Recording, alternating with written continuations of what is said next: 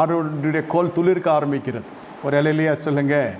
ஏன் என்று சொல்லுகிறேன் என்றால், அந்த துளிர்க்கிற கோல் தான் எவனோ அவன் ஆசனாக இருக்க முடியும்.